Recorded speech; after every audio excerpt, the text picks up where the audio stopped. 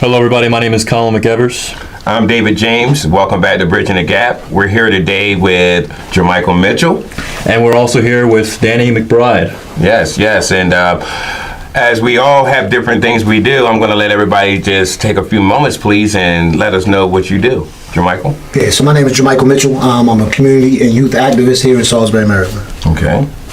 Hi, my name is Daniel McBride. I'm a student up at Washington College, and I serve as the chairman of the Maryland Federation of College Republicans.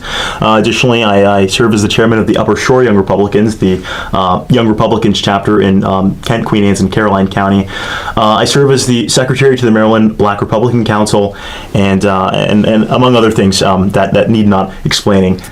Okay. Good. Awesome. Wonderful. Well, alongside Danny, we actually recently were elected to become, chairman, of course, and I'm the vice chairman of the statewide College Republicans in Maryland, Lower Shore Young Republicans chairman, and on Thursday, this upcoming Thursday, there's going to be election for my college Republicans, so we're going to see if I'm able to run for that, but yeah, those are my titles, and yeah. Pass it off to David. We're going to start calling you Colin Three Belt. All right, Jermichael, can you tell us some of the things that you do? Yeah, so I coach basketball here in the community. I ran for mayor the other year. I've been politically active since I was 17 years old as far as different things here in the community. I helped when I was working for the city of Salisbury as a youth development coordinator, helped open up Troy Street, helped open up the Newton Street Community Center that we have in the community as well. So just been youth and community work here over the years. And you got the Spectrum Project? Yeah, I have Spectrum Project, which is one of my talk shows. I'm on Live 97.5 Everything Urban on Sundays from 12 to 1. We talk about it, Speak Facts, which is my podcast radio show. Nice. And wow, you have to have a full plate there. Full plate, yeah. Wow, we were hoping to have you back here on Bridging the Gap. We're going to do something we call Choppin It Up. This will be our first segment of that, and this is going to be a unique thing because we're going to be giving report cards out to different areas of government here locally. Before we go any further, you actually serve on one of those boards, am I correct? So I serve on the Salisbury City Human Rights Advisory Committee, which serves as one of the committees under the mayor's office. We advise the mayor on all the human rights concerns that Salisbury residents may bring to us, or the mayor may turn to us to see to providing advice on. Nice. And any projects that you are part of? Well, yeah. So the committee's pretty dynamic. So we work on various things as things may come up. Recently, we've been working to improve the lives of some of our migrant communities here in Salisbury and just in the broader Salisbury city area, as well as recently, at least it was in today's news, we've been seeing to the crosswalk, the whole debacle surrounding the crosswalk here in Salisbury, which has been down there by the library downtown. Yeah, okay. right in the center of Salisbury. Yes. That's all. Something about that. Yeah, so we've been. There's been a lot of dialogue surrounding the crosswalk, and we've recently, I say recently, in November, or prior to November, we sought to address it completely. We worked with the mayor to see to something of an arts corner, which is the current move of the city at the present time. So the idea is, whereas the original model for the gay and transgender flags had been offensive to some community members, we sought to compromise, and in that we proposed the Arts Corner kind of model where citizens would submit concepts to the Public Art Committee and to the Mayor's Office, and that would be decided by the Mayor's Office and the Public Art Committee, and eventually placed onto the crosswalk for public enjoyment. So that was one of the bigger projects that's kind of coming to fruition now. I'm really proud to have been able to assist the mayor in that, I'd say, pretty monumental move here in the city. Nice. Now, that's not going to exclude the Pride community, is it?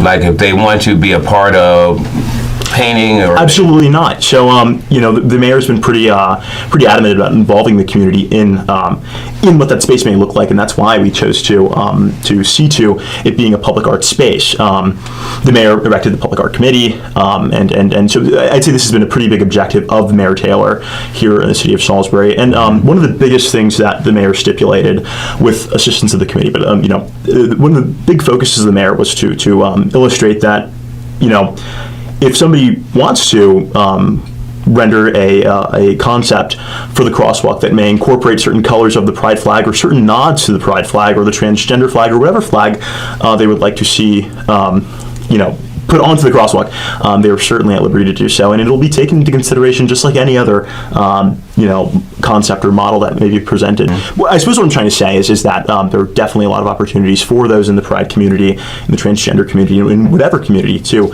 make their voices heard and make their desired concepts, to allow their desired concepts to be considered. So, Michael, you got any input on that? Yeah, so it's also in Annapolis and a couple other cities, but again, we were one of the first ones to be orchestrated by a city for the project to be done, along with PFLAG orchestrating their part in it as well. But yeah, I mean, again, the crosswalks, I just, like I said, when it first happened, I personally thought it was opening Pandora's box, because then everyone's going to want a representation of a car wrong. But I agree with what the young gentleman is saying. No one's telling the LGBTQ community or the transgender community that their artists can't put in projects towards what it should look like. We're going to go ahead and do a report card on our local elected officials and leaders. We're going to start on the city level. We're going to talk about the state of the city. We're going to start talking about the mayor's office first, and we're going to talk about the job that Mayor Randy Taylor has done. Personally, myself, I have been working with Randy for a while here, and he's been pretty, and when I call him, he answers. And if he doesn't answer, he does call me back. I feel that his back's kind of against the wall, because the previous mayor had different thoughts. There was many things that the previous mayor brought to the city that now this mayor feels like he has to undo. And I think that Mayor Taylor's doing a really good job of standing his ground, and I know it can be kind of hard at times. And if I was to give him a grade, I would give him a B+. Jermichael? Yeah. Running against Mayor Taylor, of course, campaign-wise, we had great communication. We still have great communication, as you said. Anytime I call, or myself or Kevin Lindsay calls, he always returns our calls and has open dialogue. I think he's facing a big, like you said, I ain't gonna say back against the wall, but he's making a lot of people who are against what he's trying to do. What I've learned in politics is each person has their own personal experience with what they want to see for government in that area. What he wants to see is checks and balances, right? He's going back and looking at the things the former mayor did to beautify or to get to the position he is in now, and checking that, right? Are we spending money on bike lanes that was wasted? Can we redo those bike lanes to get some of our roadway back? Because again, these people are starting to cause crashes, and people don't understand those roundabouts and different things. So I feel like I would give him a B. Again, if there are some things he still needs, but I love the fact that he's fact checking things, right? He's going back, looking at those sales. He's going back, making sure that the developers are sticking to their word. He's going back and making sure the occupancy thing, he's holding different people accountable for different things. And, he's making sure that we are not wasting funds in our budget, right? Money is needed all over the place. So to go back and make sure that you're allocating funds in the right direction is always a thing, So I would give him a B personally. Again, and there's a lot of people who are against that and say he's doing a bad job, but I personally think for what he was handed, right? He's doing a great job for what he did. For what he was handed, he's doing a great job with what he was handed. Nice. And you're on that board. What do you think? Yeah, well, I think to build off what the two of yours have said, I think not Dr. Taylor, but Mayor Taylor has been Dr. Taylor's my doctor. Mayor Taylor has been extremely responsive to the needs of the committee and the voices of the committee. Again, I don't live in Salisbury full time, but in my experience with Mayor Taylor, working both on the part of the committee and also in Salisbury Police Explorers during my high school years. Mayor Taylor has been extremely present and extremely down to earth, which I could not say about not necessarily Jake Day, but other politicians here on the shore. So specifically within the realm of town politics, so I would probably rate Mayor Taylor a flat B. I don't have much bad to say, but I also I would definitely need to know more to give him a true A. So. Okay. And yeah, personally, I'll admit I'm not as much of an expert on city politics as much as our guests here. And I met Mr. Taylor a few times, and I think he's a good leader. Everyone else has given him B, so I'm just going to go with the crowd and say, hey, if you guys who know a lot about what's going on in city politics are willing to grade him in that way, I'll also give him a B. I think he's done a relatively good job. as a mayor. I'm hoping that he wins re-election in 2026. Okay, nice. Now we're going to move over to the city council where it's conflict. Now I see the same thing happen on the county level, but it seems like the council, which is majority Democrat, and the mayor is Republican. I really wish that it was nonpartisan. I really wish that people just got in there and worked. But it seems like there's a lot of opposition. There's a lot of the council doesn't seem to ever agree with the mayor. Maybe they do. I just don't see it. As far as what they're doing with their community, well, I actually live in Mr. Doughty's district, and I haven't seen a town hall or a city hall or meeting with that group. So you'd say there's a lack of transparency on the behalf of some of the members on the city council? I mean, well, yeah, I could say that also, yes. I mean, Okay. You don't have to register to speak at the end of a council meeting for the county, but I think that you do per city. They changed. They changed that to that point now. So you've got to... You have to register. You have can't to- just go in for like public comment or whatever it might be. Yeah, he changed it to registration. What would one register okay. as? How does that work? What's that again? What would one register as? Like register their district and then where they live, or is it? You just register to speak. It ain't even asking you too many questions. You just No. got to put your name in to have public comment now. I understand. Which has changed. Before, like you said, you showed up and you just had public comment towards the end of the meeting. But when the density project was going on and they had so many people had so much to say, I'll say the city council president decided to make some changes to how the protocol was. And now you have to check in or sign in ahead of time. I see. Do people have to register to just like be in attendance too, or just to speak? No, just to speak. Just to speak. Okay. I see. So with that in mind, if you, personally myself, I've got to give the city council a D. Okay, who wants to go next? Well, with respect to the city council, I mean, again, I haven't had a lot of experience with the city council at large, but I found many members on the city council to be quite pleasant, but their cohesion with the mayor has been, I would definitely, on the part of cohesion, I'd rate it a solid D or even an F, because, you know, I feel they could definitely try to work with the mayor more, and I feel like the partisan divide between the council and the mayor has made for a really rotten environment. So, yeah. So what's your grade? I'd probably rate them a C or D. All right. I'll give a C and I'll tell my reasons why. One, council people are supposed to be representative of their district. They're not supposed to have personal agendas and things that they want to do. You're supposed to represent the people in your district. The platform that everyone ran on, sometimes people aren't standing on. Again, affordable housing is no longer a thing. Everyone ran on that platform though. And we ain't seen anything about affordable housing. Again, they did try to start a council of people to come and continue to do the talking, but I'm tired of those meetings. I'm tired of just meeting to talk with no action plan afterwards. We can't have an egotistical president as a city council leader. There's no way that we are having hearings and the public and the mayor himself are being disrespected in public view. Everyone should have a voice, even our mayor, you know. So to be disrespectful on camera in front of people and tell people what they should and shouldn't be able to do, to me is just egotistical. Right, just keeping it real 100. I like him. I know him. I know a lot of others that sit on the council. But the objective is to work in a cohesion. We have to learn to work together. No matter what you may want, or he may want, or he may want. If we're charged with making something better for our community, we have to put our egos to the side and make our community better. Right. So it's coming in, having collaboration, and making sacrifices. He may want some things. So this time he may have to give up what he wants so we can get the better for the greater good. But we all got to learn to sacrifice, right? It shouldn't be him always sacrificing or him always making the sacrifices. And I just feel like people need to learn also how to be heard, right? If you have something to say it. I think sometimes council people have more to say when those meetings are going on, and sometimes they'll just shut up and say nothing instead of really being vocal at that moment in time. What best place to say the things where you really feel in public record, right? Right. When people really know what you stand for, and people don't have to second guess or think that you were okay with what was going on because you just sat there silently. But I would give them a C. I would give them a C because there are council people who are trying to work. Are the town halls happening like you said? No. Everybody ran on that campaign as well, that they would have more town halls and they would be more transparent. Transparency is a false thing when it comes to the city council because everyone has their own agendas. So you can't be transparent when you're truly not working with everyone and being honest amongst one another. And they don't get along. You get along in public eye, cool. Behind closed doors, a lot of these people don't like each other. Right, that's just the reality of it. So I just think we need to get more people to the table that are willing, no matter what their backgrounds are, whatever their party is, The greater good is about our city. Is our city growing? Is our city better? So I would have to give them a grade of a C right now, because there are some who are trying, but there are some I feel like are just totally against everything the mayor's trying to do, totally against everything that's trying to, his vision for our city is his vision as mayor.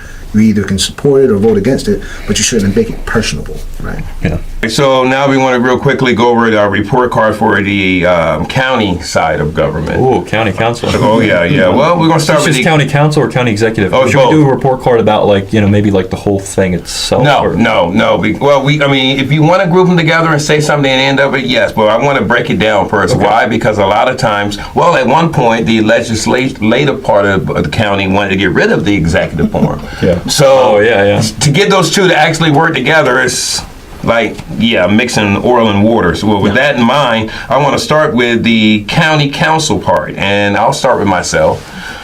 This is where I actually spent a lot of time at the county council, and we're interviewing actually the council president, John Cannon, within the next few weeks. Again, I don't see I'm seeing more town halls happening now, but surprise, surprise, it's also election season. I've seen a lot of bickering going back and forth between the executive's office and the county council. One thing I want to say about the council is they're there to legislate. They're there to introduce laws. They're in there to represent the people, and I'm not seeing that a lot.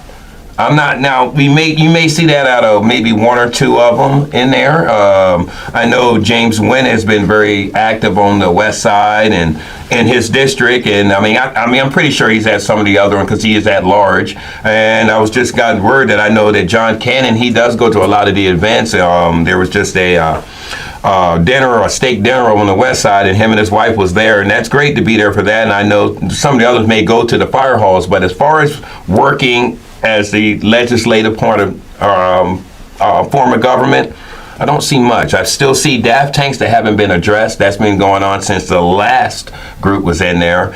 I'm seeing a lot of finger pointing and say, well, the executive didn't do this, but the executive didn't do that. So I really can't give them a good grade. I'm not going to give them a bad grade, because there are, as Jermichael said earlier about the city council, there are those that are trying. There really is. So I'm going to have to give them a C.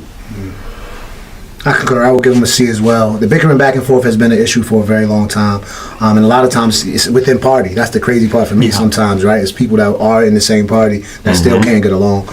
But in order for our county to be better, Salisbury is the biggest city in that county, but our governments locally both have to learn how to work cohesively. Right? The objective is for us to have a better county and be one of the better counties in the state. If that's truly the goal, then we have to learn how to work together and make sound decisions for our county and the cities that are in our county together, right? Nobody should be pointing fingers or trying to get rid of positions. I thought that was one of the dumbest, my opinion, one of the dumbest things in the world to say, because checks and balances is needed. And if the legislation is doing their job, there's a balance to what the county executive can do. So, if people voted her in, they wanted her there, and I think we should keep that democratic process for people to vote people in. Whether you like it or what they have going on or not, then that's something different. But if you you don't should like always have them. a democratic process. What I will say is when I started getting involved here in Wycomico County, there was that vote against and vote for. There was the question A issue where they wanted to get rid of the county executive, that form of government. And they're just, from my point of view, there was just a lot of infighting, a lot of division, a lot of just the county council seeming like they wanted to just get rid of a position totally just because they don't like an individual who's serving in that position. I don't think that's productive. I don't think that's something that would ultimately lead to success if it had succeeded. Now, of course, the people voted against question A, and it was, and we're going to continue having the county executive form of government, which I think is a good thing. But currently, it seems like there are a lot of instances where the county council is not doing its best to work with the county executive and with the members of the executive branch of our government, which I don't think it's a productive thing. I think in order to have success and to make a positive impact in our community, people have to collaborate. They have to get past personal issues and just work together for the good of the community. So I'll give them a C-. All right, and Jermichael, what did you give Give him? them a C. You gave him a C? Okay. And Yeah, so I'd say again, I'm not as versed in county politics as I probably should be, being a Wycomico County resident. But I'm all the way up on the other side of the shore. So we're upper portion of the shore. College, yeah. So but yeah, with respect to the vote for question A to get rid of the county executive, I thought it was just despicable. I think we should not utilize measures like doing away with a figure in government just because it may suit us at the present point. Because what's to stop them from next session regretting the decision and bringing it right back on, which we've seen to be the case in other areas where the county executive question has been raised, or similar questions which have been again raised for a specific political reason, and then they may rescind this motion once motion, but So you giving them a C? I suppose I would. I'm sorry. I don't want to tell you what grade. No worries. Well, I'd probably give them a bit lower than a C, just because I think it's a bit ridiculous, in my personal opinion. But okay. So you're going with a D? Probably a D. Yeah. Okay. All right. Did you have something to add, Deborah? For sure, yeah. So this is one of the things that I forgot to mention, actually. I know one of the people that's running for county council, or county executive, rather, one of the people running for county executive, Michelle Gregory, who I know some people don't necessarily have their problems with. But as far as I know, I think she was kind of supporting the vote for question A campaign, which would have done away with the executive form of government. Now she's running for a position that she wanted to get rid of in the first place. Right. To me, that seems really comical, really funny. I mean, like, how do you take someone like that serious, where they're trying to get rid of a form of government, and then less than a year later, actually less than 6 months later, they run for that position that they were trying to get away. So I think it's hilarious that some people will switch so quickly. It really shows the personal bias. They don't want to do these kinds of things for the good of the community. They want to do it because they don't like the people that are serving in particular positions. This next one will be about the county executive and the job that whole office has, not just the person, but the whole office has done. I'll speak first, and I guess those that know me would probably say, well, wait a minute, you were in her inauguration. Yes, I was. And actually being a minister, sometimes I say things that our county executive does not like, but she at least takes it into consideration. The office does phenomenal. One of the reasons why I'm even actually did Bridging the Gap, because of the west side of this county, down Nanticoke and all that area down there that got overlooked. There is now a task force down there, thanks to our executive. There's other things that are happening down there. I think she's done a great job with that. I think that all the pressure she has gotten from the council, at times it made her snap back, but over the last year and a half, she's done a phenomenal job of containing that enthusiasm, if you will, and getting a lot better. I would definitely give her I want to give her a B+. And the only reason why is I'm not giving her an A is because of there is still work to be done. And that's not putting her down. That's just saying there's still work to be done. Mm-hmm. I'll give her a B. I know her personally, worked with her when she was a teacher at Bennett Middle School. I just truly feel at times, like you said, the heated back and forth was more of the issue for me. I feel like when we are in political positions, we have a standard to uphold ourselves. We are human, but there's still a standard that we're supposed to uphold ourselves to. The back and forth was different for me, but I believe she's doing a wonderful job. Like I said, I sit on several boards for the county. I think what people have to truly understand when people are in these positions is people come with a vision, what they want to see in that position. So if that's her vision for the county, who are we to justify or to try to tell her it's not right? She's in the position, she makes the vision that she sees fit, and then the county council has to vote upon that, right? So again, when you have people in these positions, we have to look at the long run, look at the long game. Give her time to see what it looks like till the next time it's time to vote.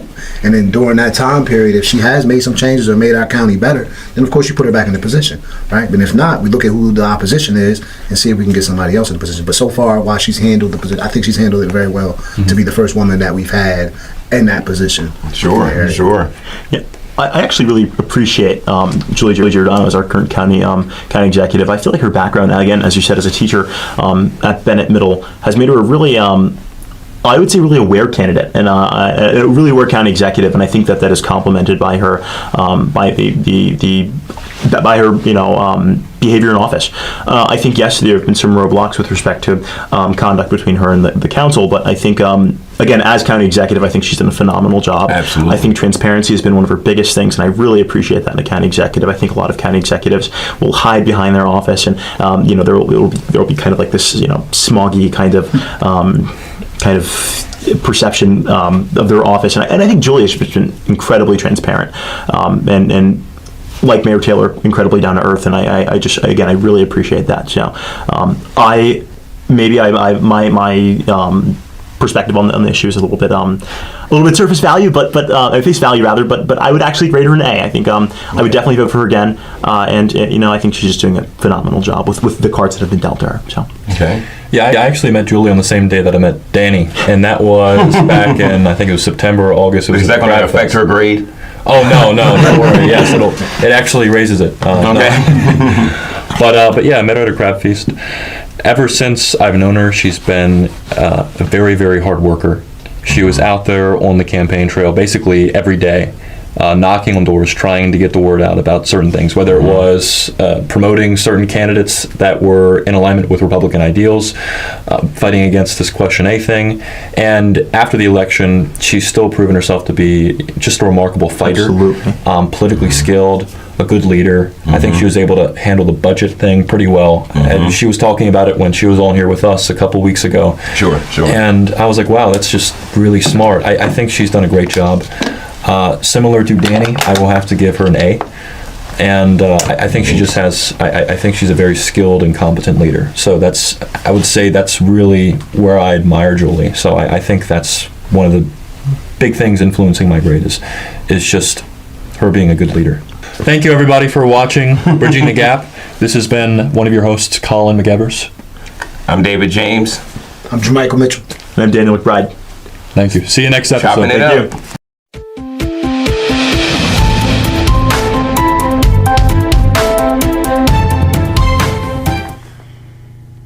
Hello, everybody. Welcome back to Bridging the Gap. My name is Colin McEvers. I'm David James. I'm Jermichael Mitchell. I'm Michael Langford. Today we have a Talk of the City segment. Yes. This is Choppin' It Up. We have some guests that are very knowledgeable about city matters. And yeah, I'm looking forward to it. And while we're actually talking about our guests, would you like to tell us a little bit about yourself here, Michael? You're the new guy on the scene here. Sure. I'm an artist. Personally, that's how I'm relating to life. In that role, I'm a community arts advocate. I host community events in my home, out in the community at different organizations like the Brick Room or the Public Library. And yeah, I'm just a generally concerned citizen getting involved in the local scene. You're going to have to teach me how to play the guitar a little bit. I can do that, man. I need to learn something new. Jermichael? Well, of course, I'm Jermichael Mitchell. I consider myself a youth and community activist. Okay. You're very impactful in the community, too. Definitely. So the first question we have for both of you guys, for Jermichael and Michael, what do you guys see as the top concerns of the city of Salisbury at this current moment? Yeah, good question. I would say transparency. Michael probably echoed the same. We talk often a lot. But I would say transparency. Everybody ran that they were going to be transparent when they did their campaigns. It was a key thing, a very big topic.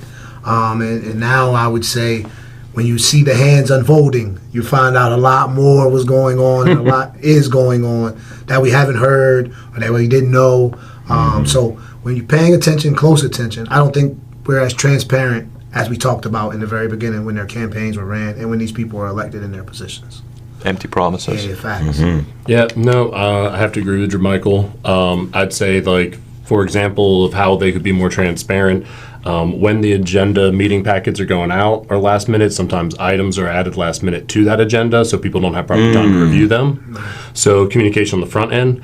Then the meeting minutes are often late and behind. And they're working to remedy that, but at the same time, isn't that the role of like a city clerk? Isn't that the role of that job? So what else are they doing other than doing exactly what that clerical position is for? And then during the meeting, it's amazing. They don't really provide they don't have like the agenda meeting packet there, right? They might have like a list of what's going to come up. Good point. But that, like, when they're going over, at the most recent city council meeting when I was there, they were talking about amending a line item, and it's like the difference of like numbers. And so they don't have that in front of you, they're reading it. So unless you're a certain kind of savvy numbers person, most human beings are not going to be able to do 1.432 to amended to 1.4. We can't follow that, And Exactly. So while they're speaking something into the public realm, it's disingenuous to pretend like people are going to be able to follow or be able to be involved or in real time respond to that. So I think there's a lack of transparency, and we could really alter that in how council meetings are done. I would also add, and I would like to add because you brought that up, the fact that sometimes the lingo goes over people's heads. And that is why what we talked about earlier, town halls are vital and important. Very important. Because in town halls, you can break down what's really being talked about, right? So like Michael said, you may not get it then because we don't have the time frame, right? But in those town halls, I have all the time in the world to really explain what's really going on to people in my district. But we don't have town halls like that for my people. Yeah, I actually didn't quite understand the last council meeting. They had I think the line item was 2935, and you had two totally different things grouped into the same packet.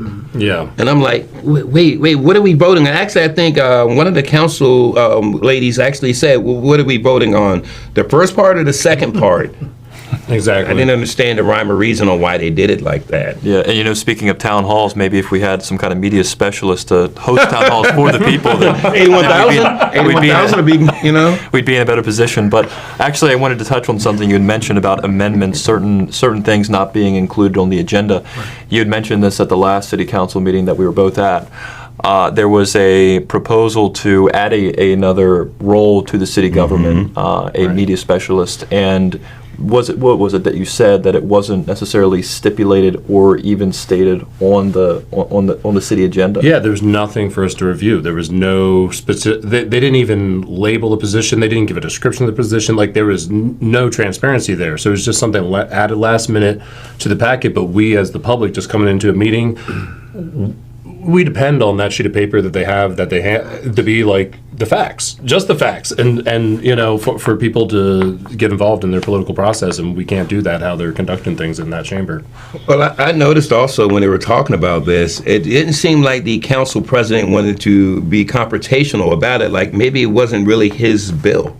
It wasn't. In other words, it seemed like there was two other people that were getting in detail about it, and as soon as that there was some kind of, people didn't like what they were hearing, he was like, well, we don't have to do this, we don't have to do this. So my question is, who really wanted this media specialist? And what would it actually be used for? I like what April Jackson said about the fact that she does her own work. I've actually been able to go on Facebook and see she does a lot of work with the homeless. I know where to go. I know what's going on. So, and I think you showed me last night some TikTok by one of them on there. Yes, actually. I don't think that was very professional what she was doing, but, So, yeah. Mind you, I think this is the same, if you're speaking about the same person I'm thinking of, it was the same individual who said that the council people didn't necessarily have time to go on social media. You got to do inform TikTok. You got to have time. Precisely. So that's unfortunate. But yeah, so I think we've touched on this a little bit actually about what irritates all of us about the way that city council meetings are carried out. I know there's a lot of concerns about transparency, for instance. Yeah. Is there anything else?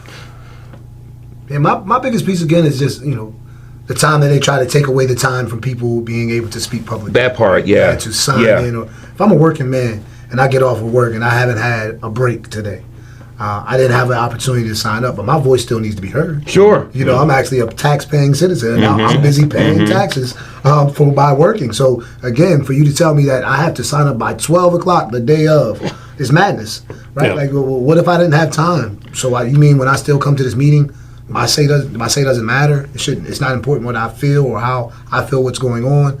That was crazy to me. So, a lot of times people try to control the narrative. Right? Yeah. And that to me is crazy because that's not political. The political part is listening to the people, right? And a lot of times when you're trying to control the narrative, you can't listen to people. Yeah, so it takes away our power, which is our voice. And a lot of times that's an issue for me. And also, to just add on to that, at the last meeting, I actually heard the council president make the comment that after somebody chuckled at a comment that was made, he was just like, look, I don't mind giving you more time. So wait a minute. So sometimes we have a time limit, and whether or not you're okay with who's the person in charge up there, you get more time. I don't quite understand. At least I do know when you go to the county meetings, it's 3 minutes, regardless. It's it should be 3 minutes. But I You're think saying that, there might be some favoritism there? I plead the fifth. So I think I'd summarize your point along with transparency, consistency. The way that things are done should be in a consistent, predictable manner so that people can depend and gain trust in the government. But when you start changing things at last minute, making signups at noon, reducing the time. At one point, you could talk for 5 minutes. Now it's 3. They've reduced it for a couple meetings down to 2 minutes. Now it's back to 3. And it's like, well, when you start changing things like that superfluously, like needlessly, capriciously, you know, people end up losing faith, losing trust, being discouraged because they came prepared for every other meeting you had where, you know, before that was maybe 3 minutes. So they prepared very thoughtfully their comments, their contribution, but it timed out at 2 minutes, 37 seconds. When they practiced it, now they can't say everything they came to say. They called it audible. That's what they called it in football. Sure. That's good. I want to ask also this. I don't know if y'all have noticed on Facebook, there's a group out called Recall Randy, where they want to get rid of the mayor. How do y'all feel about that? Well, we had this conversation the first time I was on Bridging the Gap when it came to the county executive, and they were trying to get rid of that position. But I don't. That's not the political process. The mayor has been voted in. He has a vision for the city. We have to allow his time period, which is 4 years, to go through. Then we have to evaluate and decide whether we want to vote him back in the process. It pisses me off, to be honest, when you start talking about things that have been in place for so long, and now you want to change that because it doesn't sit well with someone, or the person in that position, right, isn't doing what you want them to do. So now we no longer need that position.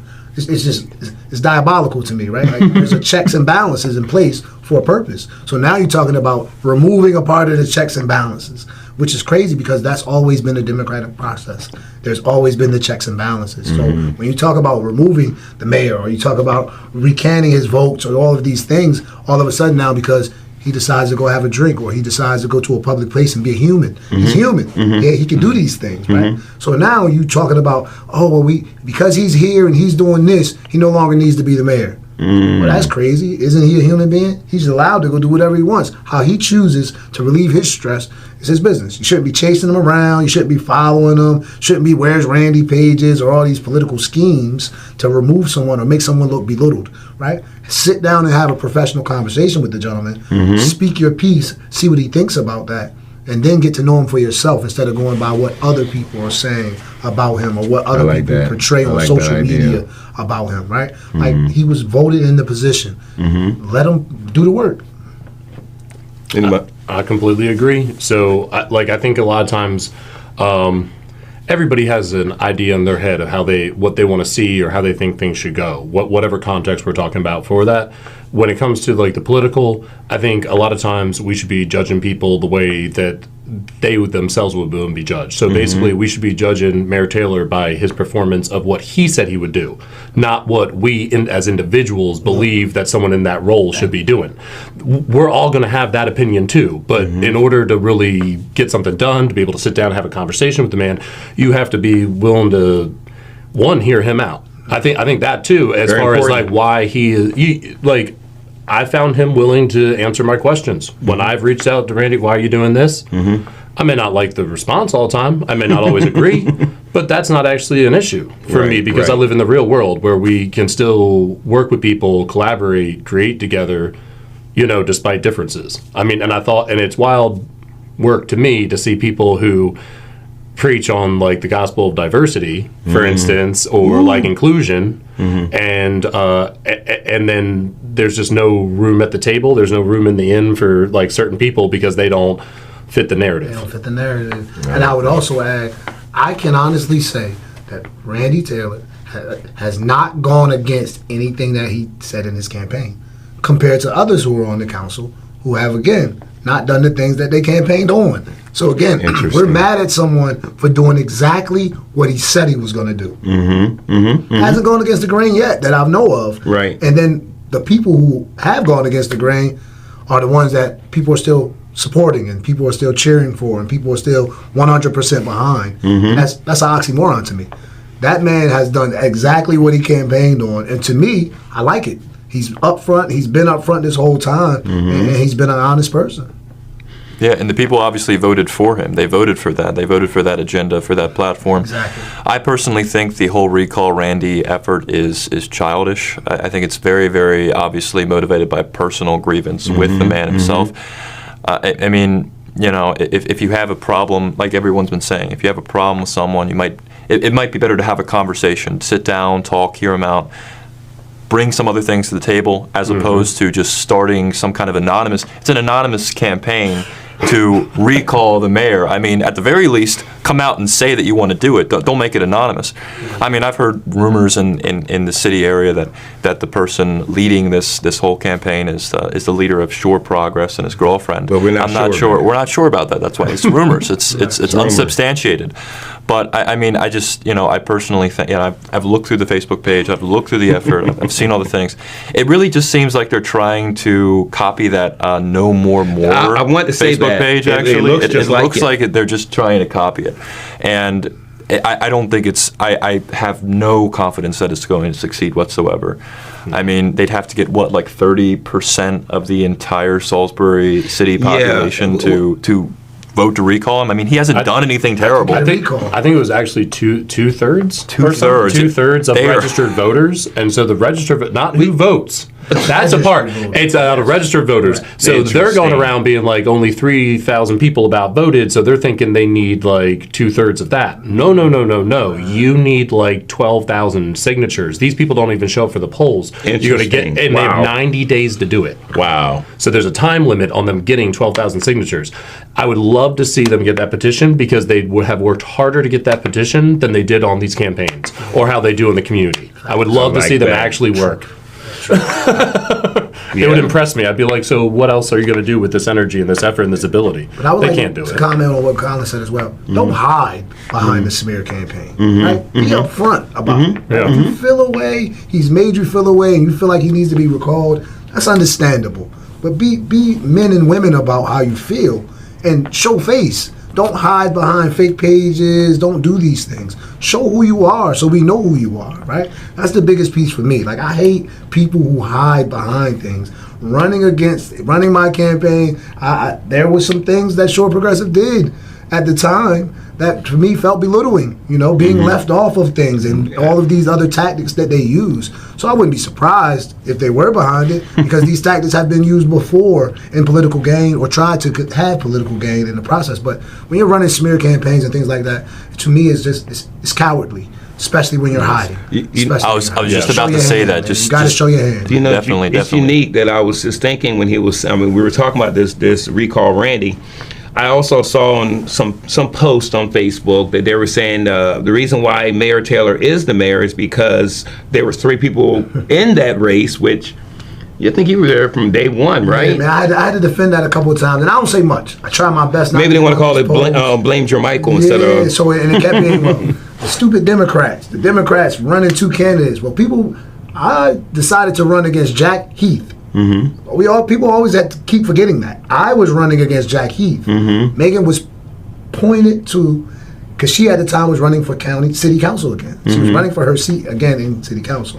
So again, I believe Megan was picked. She fit the bill. She comes from a political family. She has a political science degree. And she fit the bill. And a lot of times people feel like you can plant someone somewhere and they can be more successful. Interesting. Yeah. Definitely. And I'll say that I feel like they say that, you split the vote between the Democrats. I'm pretty sure that there would be a lot of conservatives who would have voted for you, who did vote for you as well. Like, I wasn't a Salisbury City resident at the time. I was, only a couple months at Salisbury University. But after watching that mayoral forum, I wasn't necessarily sold on Megan. I also wasn't necessarily sold on Randy. I would have voted for you, but also there were other people in my college, like I had this editor-in-chief of our newspaper who was also liberal, who I think interviewed him. His name was Liam McGinnis, actually. Yeah, that's my man. and he wanted to vote for you. I think he may have, actually. I think he did. So, like, it's not like, just a bunch of liberals would have voted. You would have, you split the vote. I could have gone either ways, really. I mean, seriously. It's funny you bring him up because he came to one of my town halls. Oh, yeah? And that's where he interviewed me at, man. And we had such a great conversation. And he was able to see me interact with other people because that's actually the day we met with P-Flag. And he came to interview me right before that. Wow, that's Yeah, awesome. for sure. That's really cool. So speaking of town halls, we were also talking before we went on the air that there's a lack of that happening. Yeah. As a matter of fact, I would say within local government or local politics, including the county, there's only maybe about 2 or 3 council people that are actually holding these town halls. I can say the executive has one, and actually tomorrow night we have Mayor Taylor at actually I guess he says, what do you call it, a State of the City address. But do y'all think that a lot of people ran on these town halls, but there's a lack of that happening? Yes. Everyone ran on town halls and transparency because that was where the transparency was supposed to happen. And we talked about it. It was big. We brought it up in the campaigning because, again, we feel like if you sit in these seats politically, the people who vote you in, you have to listen to them. Absolutely. Well, the only time you're ever going to have opportunity to listen to them, of course, isn't at a city council meeting or a county council meeting. You have to have the town halls to truly hear people out. Because, again, I really may not be able to say what I need to say in 3 minutes. I may need more of your time than 3 minutes. And in these type of forums, these people get a longer time period. And you can come up with some solutions, right? I can tell you the truth, right? Because a lot of things go off votes. If I don't get other council people to sway my way, we'll never get things done in our district, right? So Right. it's very Wow. vital that you Wow. understand that. Sure. Yeah, I can listen to your complaint all day long, but I also have to persuade my constituents to vote for something that you need in this county, in this district. Because if I don't do that, then hey, it gets put on the agenda, but it's just a talking topic. And now you think I'm not good at my job, and you vote against me next time because again, you feel like you're not being heard, right? But a lot of times, man, they don't. I personally feel a lot of people have their own political agenda. Yeah, integrity. It's not about the people. Integrity seems to be something that politicians lack. I'm not saying elected leaders. You can be an elected leader and not be a politician. A lot of people don't know that, though. Yeah.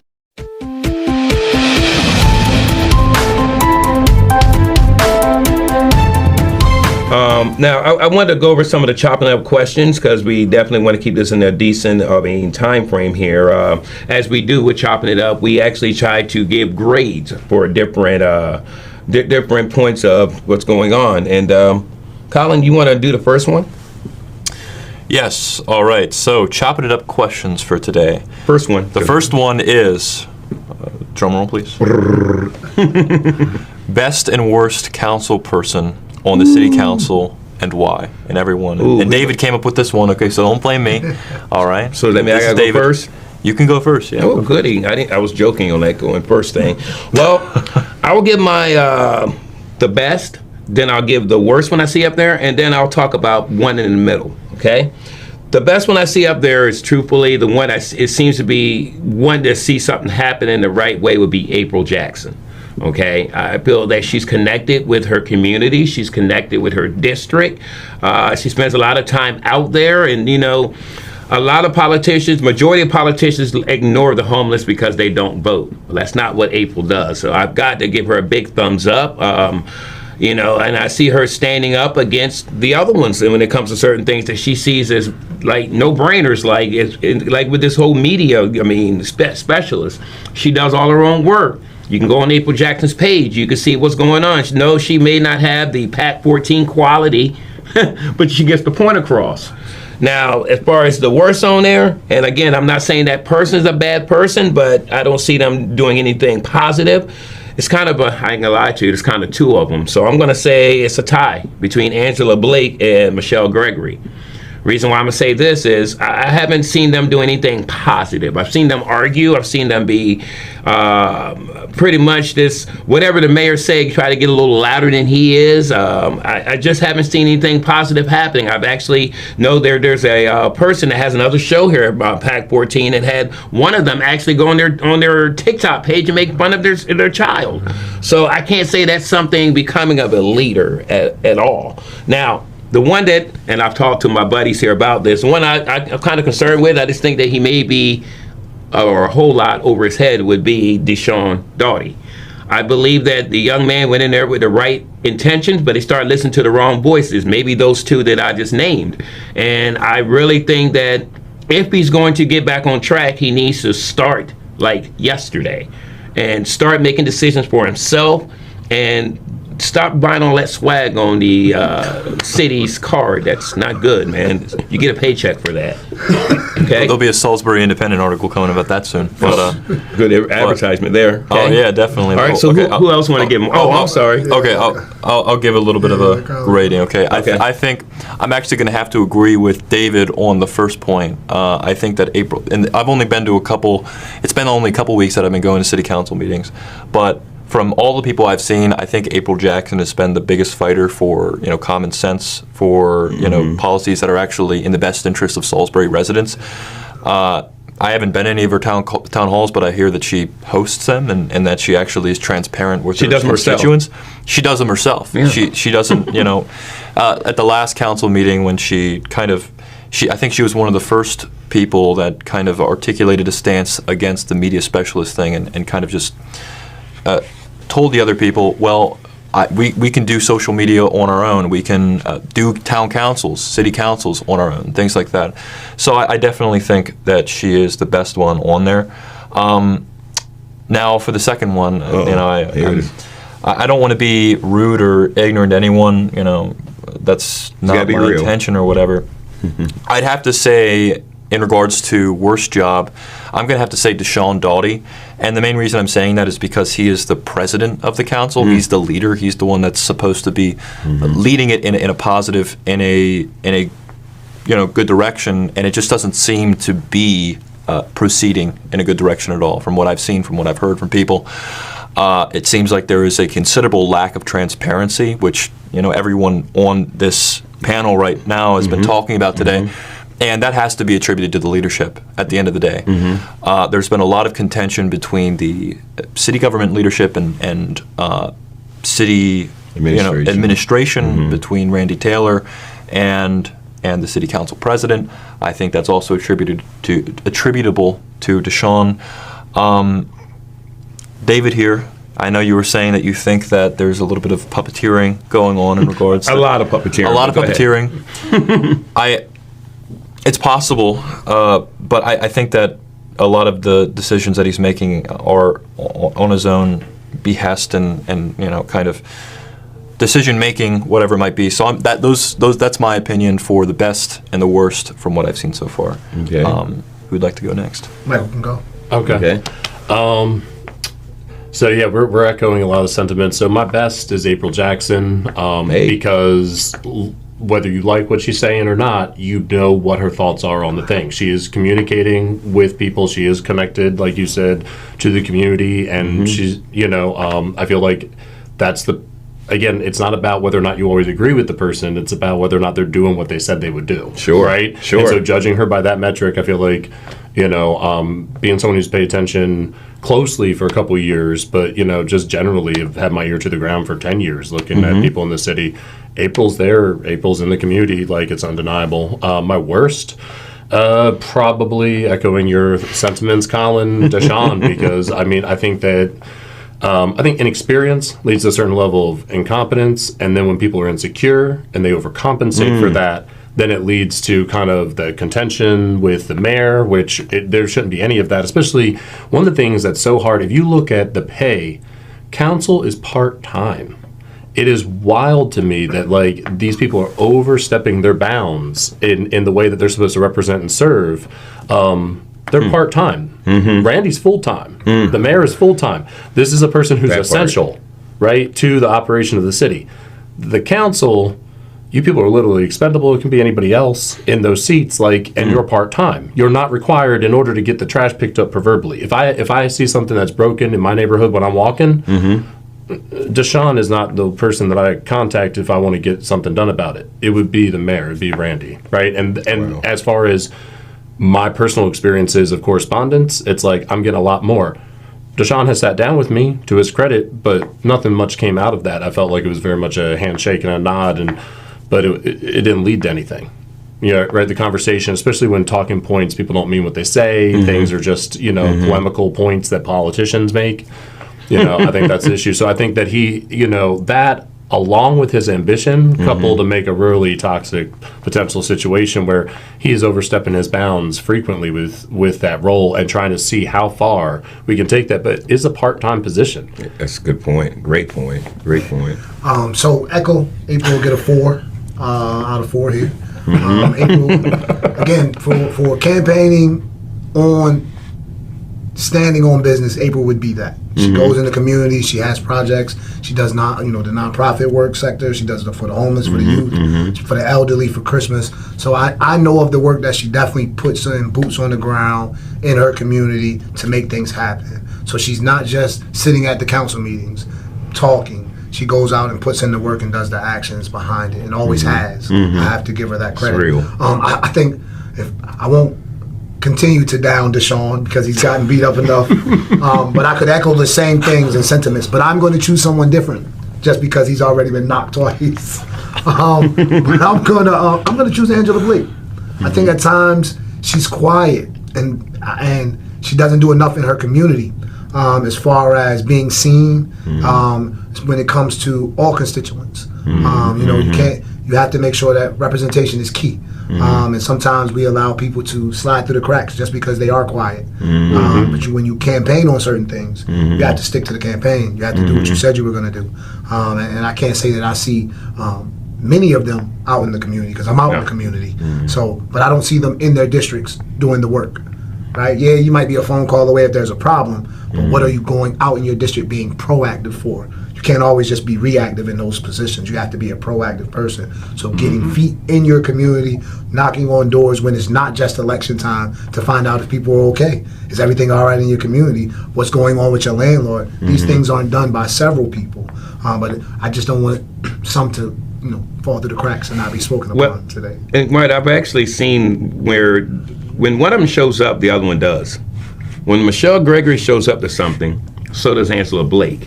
Now the question is what they show up to. Right. Is it a photo op?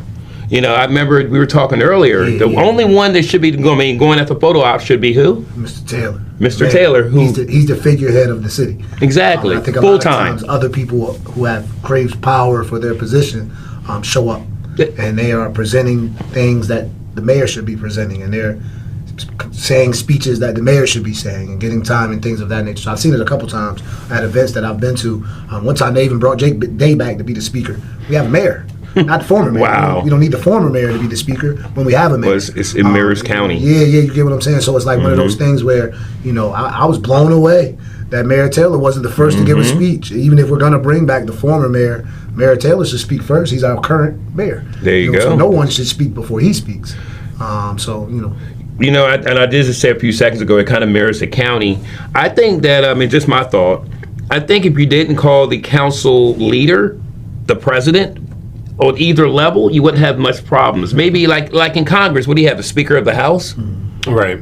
You know what I mean? Because when you have someone like you have an executive, you have a mayor, then you call someone else in the legislative part the president, it sets the wrong thought because they're actually in charge of everybody else of a group. Right. So I'm wondering, and that's one of the things that my concern is should they rename call him maybe the Speaker of the Council? I like that idea, though. Very true to the role and the duties of that position. Exactly. It's all mindset. It's not actually. He's not the president. He's not the president. The president of the country is our president. He's not an executive. Exactly. Yeah. Now, before because I know we definitely want to try to keep it. As we know, Jermichael actually has to be at a event a little bit, right? Yeah. So we have a meeting for a grant that we put out in the community, and it's several nonprofits who have received the grant. So this Saturday, they'll be doing an event downtown to display those nonprofits. Well, I appreciate how you say definitely in the community. So we want to maybe we could just instead of, because this might take a little bit longer, we could just say if let's one just give person, a grade. If one person, just a grade. Just a grade on them. How about we do? What if we did a grade on the total city council? We already did. We did that on our last Chopping It Up. It got me in trouble with my aunt. So I'm going to break them down. I mean, you know my aunt. I do. So I'm going to break them down to. We're going to do this real fast, but we're going to go through the 5 council members on the city, and we're just going to go real quickly and give them a grade. We're going to start with Okay, yeah, I'll start. Sharon DeShiel. Sharon DeShield. Don't really know too much. She's the one Republican on the whole yes. group. I'll give her like a B because I don't really know too much about her, what she does. Michelle Gregory, I will give Michelle a D-. April Jackson, I will give a A+. Deshaun Doughty, I will give a D- as well. Angela Blake, I will also give a D-. Okay, so there you go. So there's your 5. What do you think? All right, Sharon, I would give a B. I think Michelle Gregory, yeah, I'm very similar to you. I'm like, I'm feeling that Michelle, I'm not really quite, she's been there a very long time without making a contribution. I'd say, honestly, an E. I mean, I don't know what community endeavors she's led up or spearheaded, and she's been there long enough to make a difference. April, I'd give it A. We went over why. Deshaun, super ambitious. I'm going to give him an E. I mean, I just think it's terrible precedent. I think that inexperience is really costing us, the public. And Angela, I actually live in District 5. There's never been anything for District 5 and the people in there. It's a lot of apartment complexes, right, in my district. And there's just a lot of underrepresented, underserved people in my district. So her, again, she's been there long enough. A lot of these people were appointed, by the way. If you look up their history and how they initially got, they were not initially elected to those positions. They were appointed. Wow. Because of a vacancy, and then they had like an incumbent advantage when election time came. So people were more, Deshaun is that way, Angela was that way. I'm not sure about Gregory, but that's a typical maneuver. So yeah, I would say that a lot of those people are doing really terrible. The people have been So there you for a give while. Angela a what? E. An E? Yeah. But this is even worse than our last one for the city, y'all. So, okay, so I'm going to go ahead and first with Sharon DeShield. We got a chance to talk to her on the elevator. I'm going to be honest with you, at first I wasn't quite sure how I felt about her. I did hear her question some things at the last meeting, which was a big thumbs up. I'm going to give her a C+. I still need to see more. It's hard to get an A out of me, trust me. Michelle Gregory, I'm going to give her an E. I've never given anybody an E. Y'all give me E's out today, so I'm going to go ahead and just give what I need to give her. My reason why is because, I mean, I haven't really seen anything except for who she's lobbying for. The question is, has she done anything for the whole city, or has it just been for a certain group? April Jackson, again, I'm going to give her a B. And the only reason, I mean, like I said, I don't give everybody an A because we all have room for, growth. But one thing I have to say about April is she's out there. I'm going to give her a B+. You know, she's out there. She will listen. I'm not going to say her and the mayor always gets along, but at least she will talk to him and work with him and not just say, off with his head. Deshaun, I'm going to give him a D+. And that was a D+. I'm going to tell you why. I still think the young man hasn't got bad leadership as far as people have been talking to him and encouraging him and saying you're doing a great job, and really he needs to start from day one and build a reputation or build a reputation on being himself and not being a figurehead that's being pushed around by other people. So he gets a D+. Angela Blake, well, E. I mean, I'm just going to say I've heard her be disrespectful towards the mayor. I heard her even get smart with a couple people out there in the audience. I know some of the constituents in her area. I have not heard anything positive about her, and this probably means she'll never come on Bridging the Gap. But I've actually encouraged a couple of people, if they can, to run. You know, yes, I do try to encourage people, and I think we have a good young man that's thinking about doing so. But I'll leave it up to him to say who he is, because he might be up here now. So those are going to be my grades. Jermichael? Sharon DeShields gets a B from me. She's been consistent with who she said she was.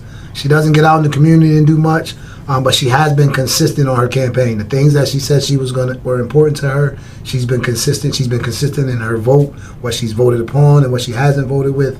She's been just consistent. Like I said, consistency is key for me. So I know who she is, if that makes sense.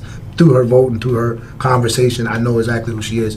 Michelle Gregory, again, For as long as she has been a part of the council, I can't specifically think of anything impactful that she's done for her community or her district. Again, I know the fight with her having a son who has the issues that he has. She has fought for some handicap things before. But while she's had that position of power, I can't think of anything impactful. So I'll also give her a D minus. I won't go as bad as you guys with the E's. Very encouraging. April Jackson, she'll get a B plus from me. I know that she puts in the work. Everyone has room for growth, but again, I know she puts in the work. She's boots on the ground in our community. I know the things that she stands up when she feels something isn't right. They didn't put Michael in a position that he should have been put in on one of the committees that no one wants to even sit in.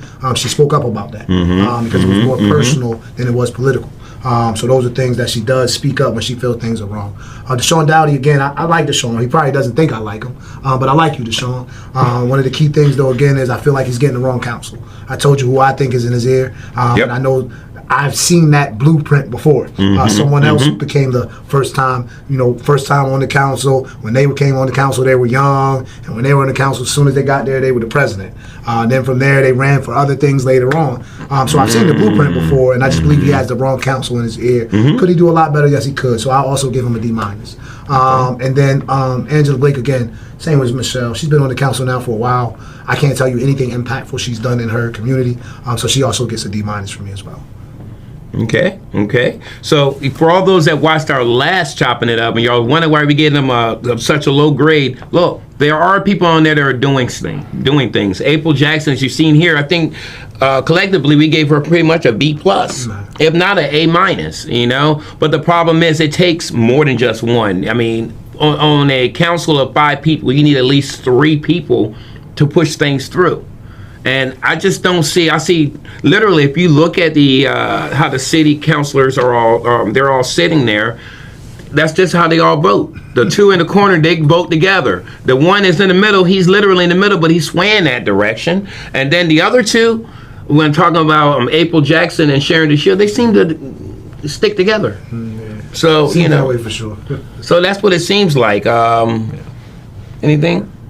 Yeah, I mean, I think it was a good review overall, and I think we can wrap it up. Yeah, and, do a little outro. This has been the Chopping It Up again, and again, like I said, we do this because we're concerned about community.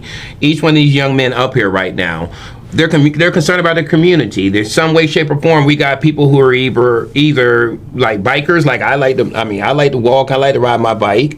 We're out and about. You've got the young man here is in college, and he's part of the change that's going to happen. We got a young man here that should have been elected because he loves the community. So what we're doing now when we're getting here together is we're talking about what needs to go in a direction that's going to be more community. So we do appreciate you all tuning in to Bridging the Gap. Jermichael, Michael, do you have anything that I got the Michaels here? Jermichael and Michael. My biggest thing, man, is just for anyone out there, man, don't take these things personal. They're just our opinions and our opinions of others. But everybody has room for growth. So if you feel that you can do, we all feel you can do more. So just step up to the plate and do more. That's the biggest piece. I love that. Yeah, I think it comes down to values, how people serve. I think we're seeing a lack of that, lack of transparency, lack of integrity, lack of a consistency. I think that's like the summary of our concerns. And so people might, I think the thing is that I really believe everybody can make a meaningful contribution, and so like Jermichael said, I just want to see more from some of these people. I will say, I don't want to miss this person out. Sharon DeShield, I believe, is instrumental in working with the Hearts and Hands cold weather shelter. So she also helps with like the homeless community, which is something also key and important to me. Thank you for letting me know that. Yeah, so I mean, she's definitely someone that's active and has spoken to that. So I want us to be, we're trying to be fair. But again, like Jermichael said, this is just all, personal opinion. It's not really about that. We all just want to see the best result for the community that we can get. Absolutely. Definitely. Well, thank you all for watching, and tune in for next episode.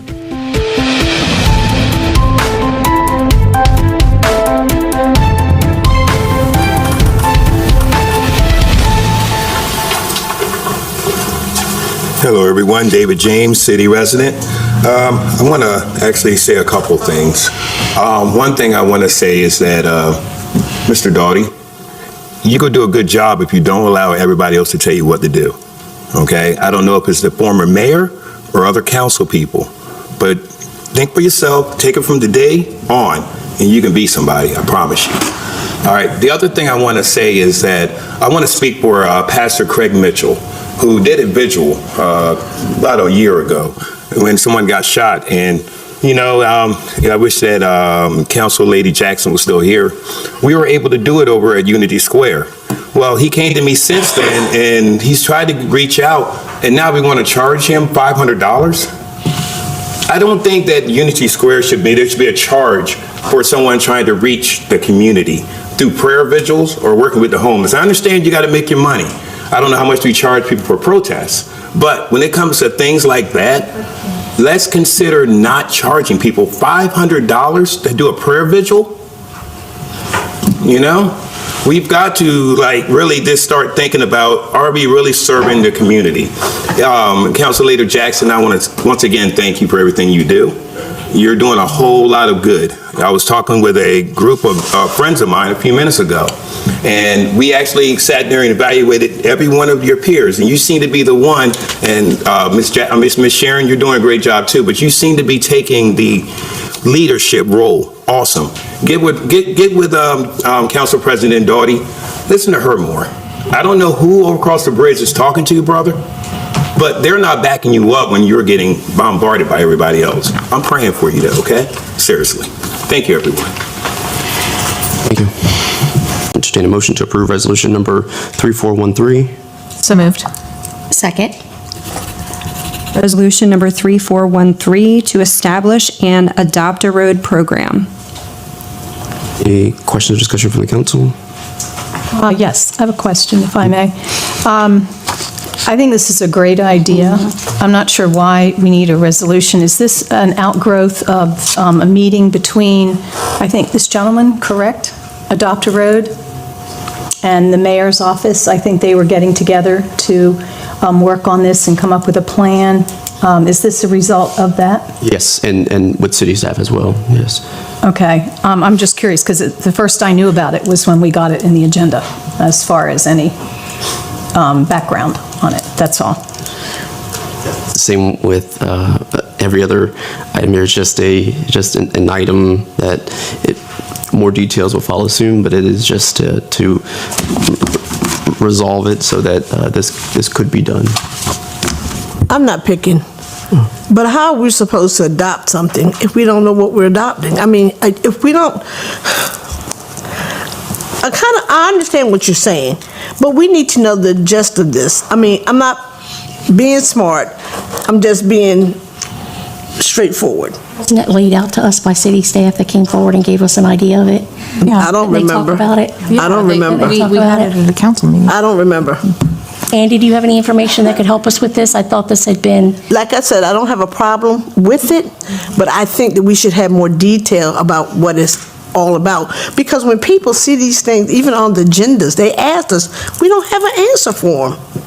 I mean, I know it's simple to explain you're adopting a road, but what entails it is what we need to know. That's the only thing I'm asking myself, that we need to know what's entailed in this, so when we come, our constituents call us, whatever, or we're walking down and they say, oh, you're going to adopt the road program now? So what's that all about? We need to know something about it. Not just, that's it. it's being established, it's true, but give us some headway. Let us know something about it. Just don't leave us in the dark. Yeah, I hadn't seen the resolution myself, and I know you guys had been meeting, and I think it's a great concept, but I don't have a problem with it. I hadn't seen the resolution myself, so yeah. Had you seen? I knew members of council were meeting with members of our team to put together what would be a program. Again, it still needs to be fleshed out. This is just saying that we can move forward with the program. Yeah. There's a few more hurdles to go through. Yeah, that's what resolutions Is there a are. draft at this point? What members were they? I'm asking. What members were they that were asked to come? This is similar. Staff? Yes, the Department of Infrastructure and Development. Correct. Yes, And he said council. yes. Did he just not say council? So what members of the councils were asked to come? To me, my thing is, I'm so tired of being left in the dark with things. This is the same as the the banner project and there are No, plenty it's of. not. No, it's not, because when I came with that banner program, I came with everything that I could come with. I didn't leave anybody in the blind. I even brought the veterans here, so I didn't leave anybody in the blind. I came here with how it was supposed to be and what we wanted. I left it up to, Lord, I can't even think his name, Alan, and whomever was in the Arts Committee, on the Arts, to help with the programming. And then the next thing I know, it was actually, to me, I believe, given to the county. The county ran, but the city is doing it. So I'm just saying, when we do something, just make sure everybody knows what's going on. Just make sure. And you can't say that I didn't say anything to you all about the banners. I asked you, I went to you, different ones, and talked to you about the banner program. How would you like to have that? And then when I came back with the information. Just to add to what Councilwoman Jackson was saying, we had not discussed this. This seems to be a recurring issue where Councilwoman Jackson and myself are left out of decisions that are made by our president in collaboration with maybe the vice president and Ms. Gray. I'm not accusing, I'm just saying, I'm not sure who's running this council. It is not a one-man show or a one-person show, and April has brought it up again. This happens too often. If you don't want us on the council, then talk to the people that elected us. But keeping us in the dark is unacceptable. So, President Dowdy. so I will, and this is, I don't want to deviate from this item because this is holistically not the discussion I think that this item deserves, but how would you like me to discuss? I mean, it's, I equally feel as left out, but I mean, there's items, but I don't, May I? Never mind. No, I'm going to say this. Nobody said the program was bad. No, it's a great idea. No, it's a great idea. We just need to know more about it. Because when you put something on an agenda, people do look at these agendas online, and they see them, and then they ask questions. So we need to be able to be forthcoming. Not just like, oh, well, I'm stuck. It's been plenty of times, and just not in this tenure of the council where we have been left in the blind and didn't know what was going on. I'm not saying it just started here. It started before, but we're talking about transparency. Yes. Let's be transparent. and bring it in open session and discuss the items open session and not behind closed doors holistically, which is why, again, there are no details published yet because we were just to discuss it here is an idea from the public, let you all know, and we discuss it of what it is that we would like. But I mean, I'll bring up an option of, or the communities, and I knew exactly nothing about that before it was brought to me at budget. I knew nothing about that. About what? The West Side Community Center, or the potential thereof. You're sitting right here telling a lie. You sitting right here telling a lie. Because I came to you and told you and asked you to come to the thing. And wait a minute, I like to get back on track. And I said to you, President Dowdy, I like to get back on track and no, use wait the a minute. agenda. Well, let me finish what I'm getting ready to say, like you do everybody else. Okay, Let me finish my statement. I came to you and told you, and you said, oh no, that's your baby. And then nothing. And Nothing didn't else was come. No, don't do it. Don't do it. Don't do it. President Dowdy, I'd like to speak on the topic of the Go back. resolution 3413, adopt a road program. I didn't have a meeting either, so I don't know what I get that piece. But what I do know is a resolution, from my understanding historically, help me out, legal, please, is we had not one but two presentations from the man who presented it and outlined what the program would be like. That helped get it into that the city was interested in doing it or not and moving forward. Then we had city staff just think about if they wanted to do it, and they thought it was a good idea. And I think one night when they were talking about the tree program, I could be wrong, with tree program, planting all the trees, and we also talked about it in a collaboration. That could be something like even tag teaming on the green team combination. Is that correct? Okay. So a resolution is not necessarily saying like, oh, A starts here, B starts here, C starts here. It says, this is an idea, the city resolves the fact that this is a program that we are going to adopt. Just like if we set forth like a community center, we don't have all of the plans and details about that, but we certainly wanted to adopt it in knowing that the plans, the details, the contracts and stuff were going to be forthcoming. It's the same concept that we're talking about it in here. Now, now, if I have a question about when the agenda comes to council, now help me out, legal, if I'm not saying this right, when things come to council, we get an email, and I read it. I spend a lot of time reading it, and it usually takes me between 3, maybe 4 hours in over a 2-day period to read everything in the packet. I actually read the packet. Now, if I have any questions, the first thing I do is I pick up the phone, and I'm calling somebody. I'm on the phone to Andy. What's this about? I'm on the phone to Deshaun. So when I don't know, which can be a lot, and I ask before I get here. So therefore, if anyone asks me in the community, I know. So sometimes when things come forward to us, like either adopt a road program, we've heard of the concept, we've heard of the idea, we've heard of the programming, we may not have all the infrastructure, but this is just an idea of setting it forward to this is where we want to head. The same premise with a youth center, which we think it's a good idea. We approved money for it, but we don't have a contract. We didn't have an outline of the programming, but we certainly do want to we definitely think it's a good idea to move it forward.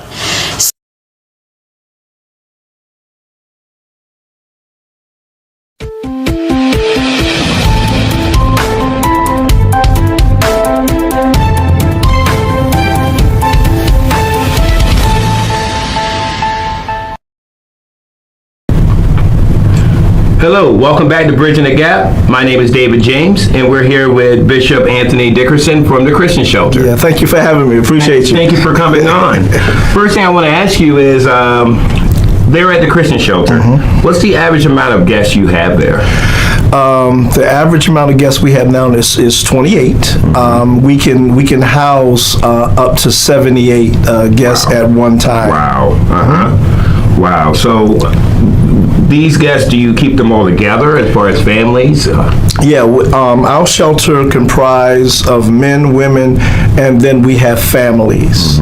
And we try to help each and every one of those families based on their needs. We don't have case managers, but we, the staff, myself, we do the best we can. And I think we do a good job in really helping them to achieve their goals. Yeah, well, my wife and I, we actually volunteer there. Absolutely. And it seems like you definitely have a very smooth running operation there. And the guests, as you call them guests, yes, correct? Yes. They seem to be very much content. And now, what are some of the programs that the shelter offers them? One of the programs is, which our most powerful program is basically the devotion.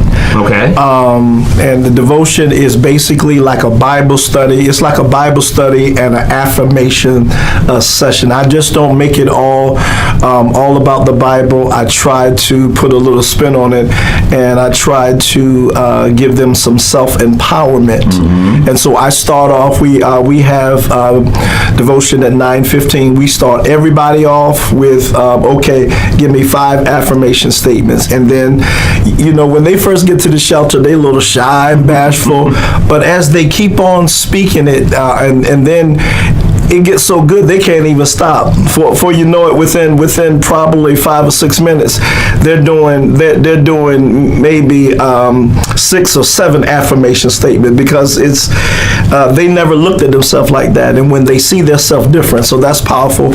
And then I do a subject that's geared to what they need. Right now, I'm doing Power Thoughts by Joyce Meyer. Okay. I'm on Power Thought 1. I can do all things through Christ that strengthen me, and I'm just really teaching on that.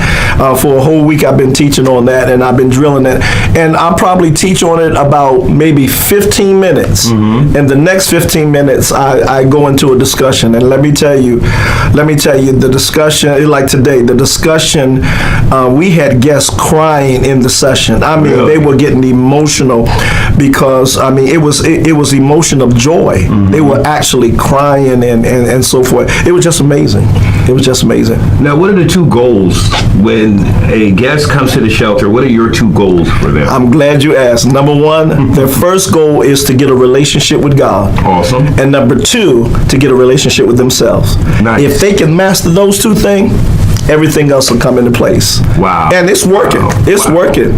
Now, the majority of the guests that come in there, are they women, men, or families, or all the above? All the above. Yep, all the above. Wow. Different men. They come from different backgrounds. They all have their different issues that they're dealing with. Sure. And we help them to walk through the issue. And you know, my prayer in the morning, I say, God, let me be the answer to somebody else's problem. Nice. Let me be the answer to somebody else's crisis. Let me say a kind word to them. Lord, prepare me to handle the difficult conversations. Wow. You know, a lot of times when we pray, we want to ask God, you know, bless me with this and bless me with that. But sometimes I think our prayer should be, Lord, help me to help somebody else to work through their crisis. I like that. Help me to talk it through them. Yeah. I like that. Yeah. So now, and before you came to the Christian shelter, you actually did some work with the Goodwill, correct? Yeah. So you saw the homeless. I know around the Goodwill, there's a lot of homeless, right? Now, do you find that these the homeless people that you work with, or the people that you've seen around around town, is it more of a mental thing that they're dealing with, or is it because they need housing? Is it finance? It's mental health. It is, you know, some of them can't afford housing, but most of it is they make poor choices. They make poor choices, and I tell them, you know, you can choose the choice, but you can't choose the consequences. You don't get to choose the consequences to your choice. So in other words, if you make a bad choice, then you don't. There is always a consequences to that choice that you make, whether it be good or whether it be bad. So you get to choose the choice, but you don't get to choose the consequences, and that's why I work through individuals on making good choices, because everything is a choice. Absolutely. Yeah. Now, are there any success stories that come in? Oh man, yes. We had. Listen, I'm gonna save this story. I'm gonna talk about this story without really tearing up. We had a lady. She was about 70, in her 70s. She's been homeless. I want you to listen to me. She was homeless about 20 years. She used to sleep behind the Acme building, and she would go from house to house. Finally, when she came to us, she was a little feisty lady. You know how elderly people get. She was a little feisty. I said, okay. So we had to kind of settle her down a little bit, and we got her hooked up with our financial counselor. She was still feisty, but we was able to navigate through the process. And the first time that she did not change her confession when she did the affirmation statement. She says, I thank God for my apartment. And she said that for 2 months straight. Didn't change her confession. Wow. Now, all of a sudden, after 20 years of being homeless, this woman just moved into her apartment at Pine Bluff and doing well. Wow. Because she spoke her apartment into existence. I love it. She would not change her affirmation. It was the same thing. It was just like she was taking pills. It was like she was taking medication. Because you know in medication, they may give you 30 pills, but all 30 pills is the same. So the moral of the story is, so if you take those 30 pills consistently, it can help you with your issue. So that's why I relate to the Word of God. It's just like taking a pill consistently. You know, you take it every day. If it's one time a day, 2 times, whatever the instruction says. But if you take it consistently, you'll find improvement. And so, it really blew her away. Sure. Wow. Because I don't think per se she was a believer. I don't think she was a believer. But by the time she left the shelter, well, she's a believer. That was something I definitely wanted to ask you. Now, Christian shelter, since there is known as a Christian shelter, does everybody that come there, are they all Christian? Nope. Nope.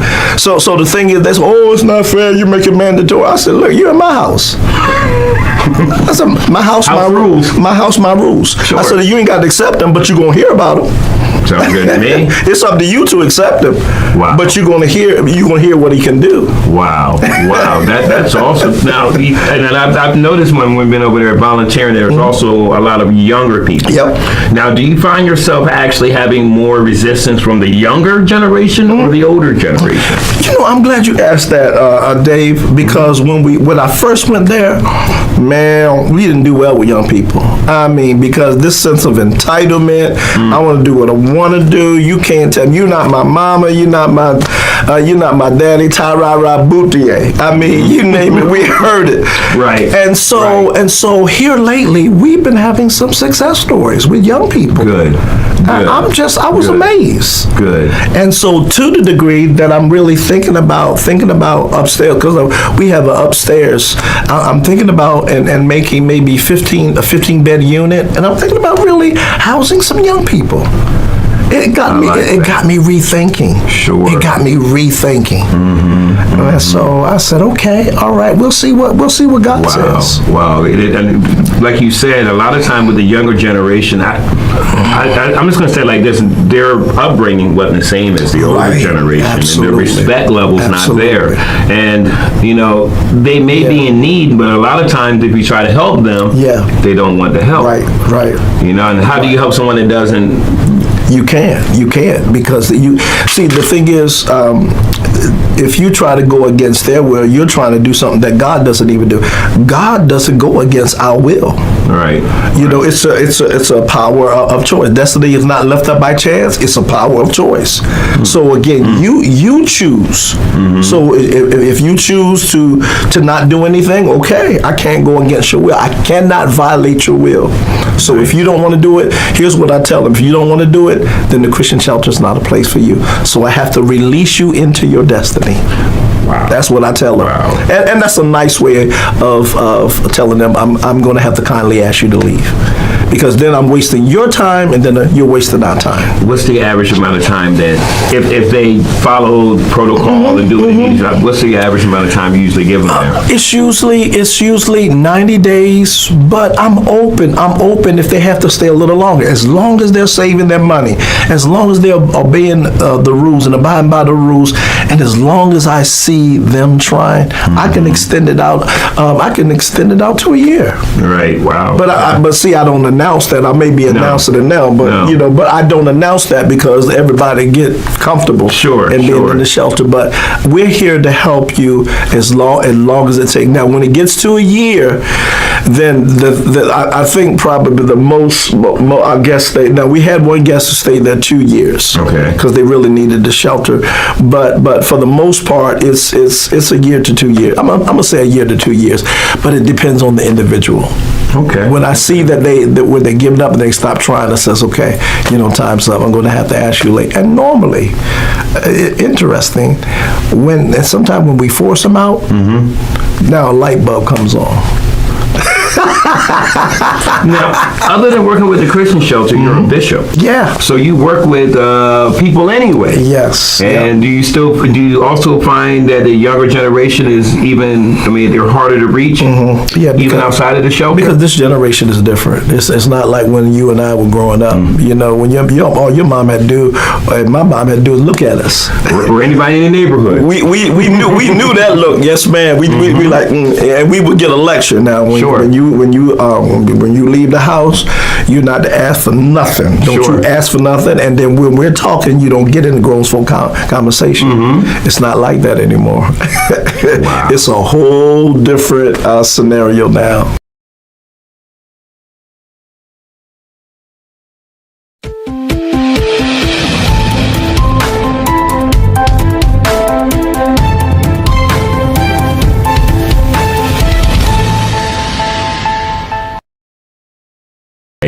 All right, we're back here on Bridging the Gap, and we now have Council Lady April Jackson from the City Council. Thank you for joining us. Thank you for having me. Yes.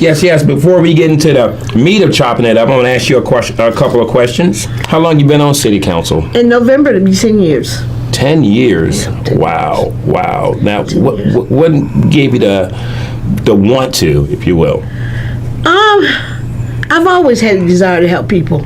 Always, ever since I was a little girl. I've always tried to make sure everybody had what they needed. From a little girl, you know, like I said, even from the Lake Street Playground, I would take kids home and do their hair, feed them, give them my clothes and stuff like that. So I always had this in my heart, and my parents were both givers. They were never takers. And they taught us how to be community acclimated. Right. Wow.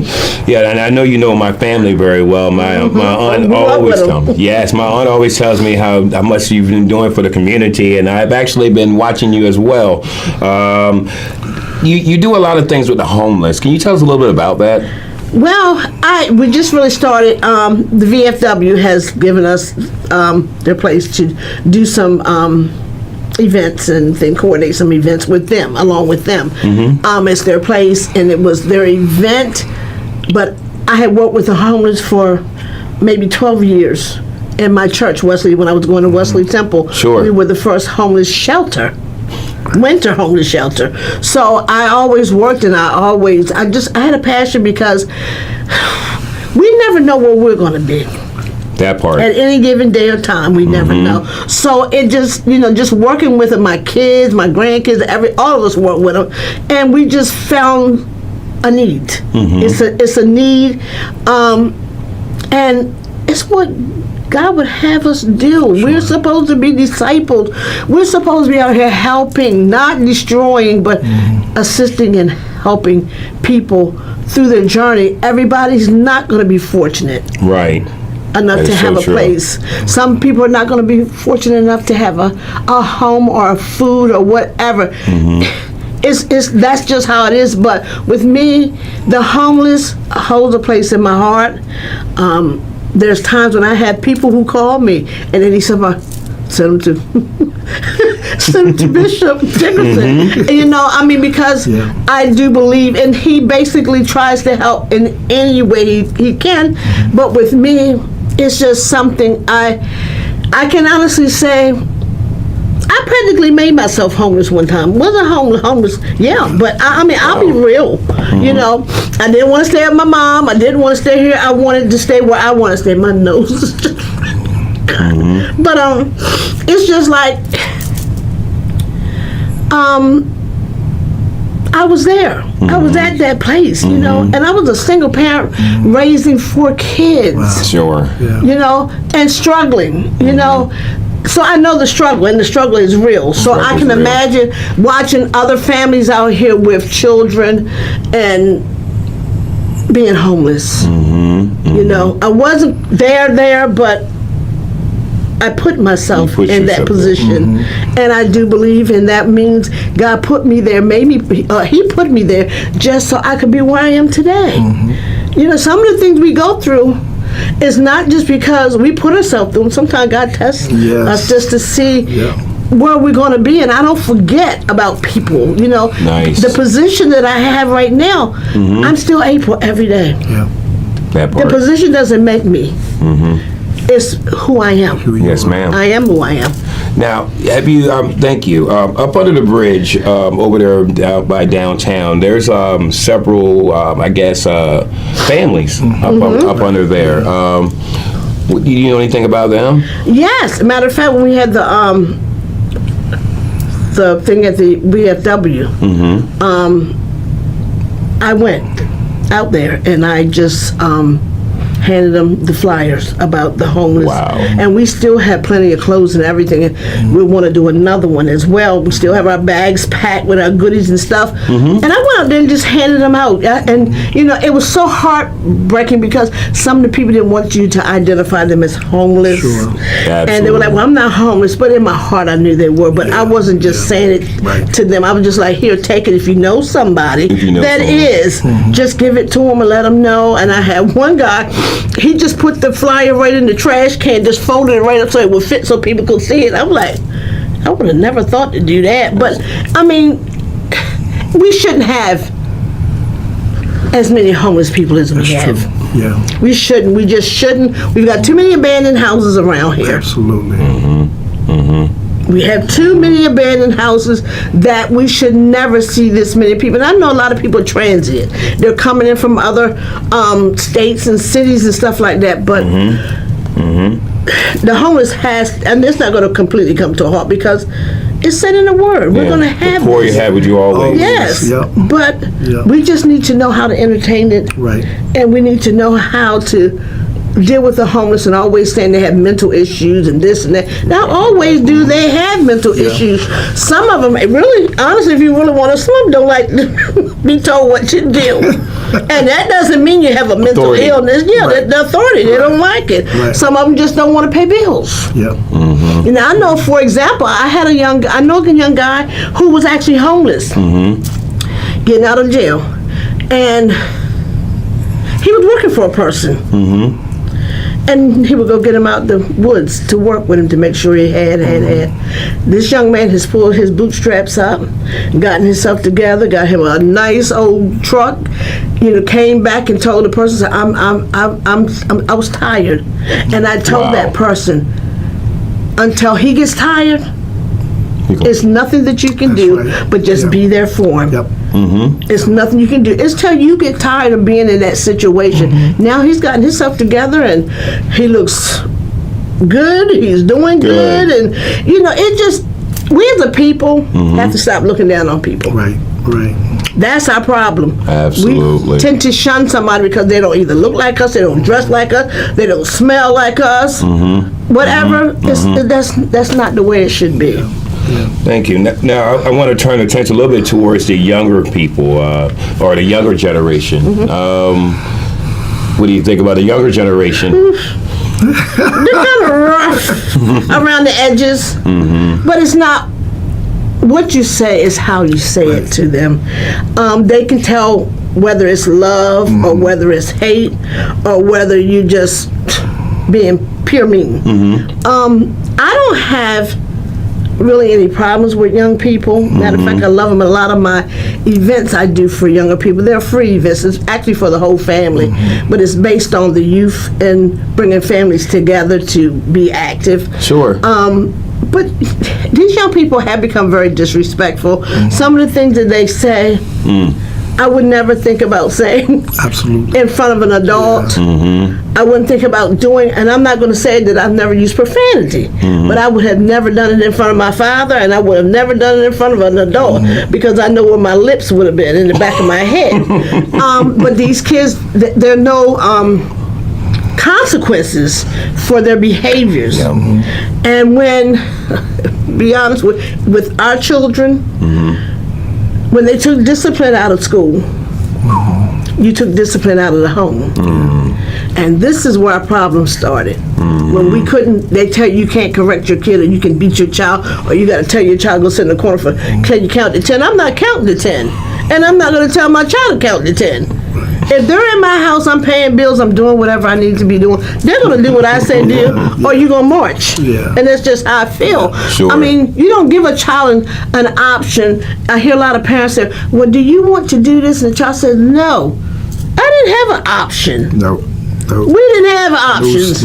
Our parents or grandparents told us, Yes. you're going to church, and that's it. And it's nothing else. But now, it's just like, I'm going to say, parents, I know some parents that were like that when I was young, that were reluctant to make their kids do things, you know, and never believed nothing anybody told them about their children. Yeah, there are. Okay, and they're still there. So I don't try to say, oh, well, back then we didn't have parents. No, there were some of the parents who did. I remember that as a child. You couldn't go tell their child did something because, oh no, not my child. Right. My thing is, when somebody comes and tells you about your child, investigate.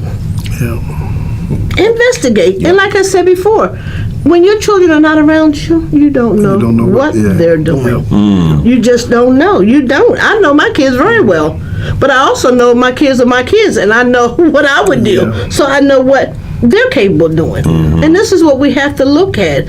And we have to also understand the society that we're living in today affects our children to the utmost. Because when you tell a child, if a parent beats you, call 911, they're going to need a whole lot of 911s living in my house. For real. Because I'm just the type of person, I'm just basically like my father. Right.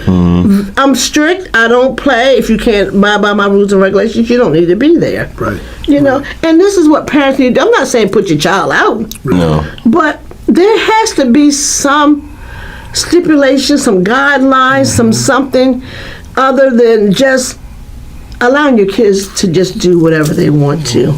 And then some of the mothers dress their kids like they're adults.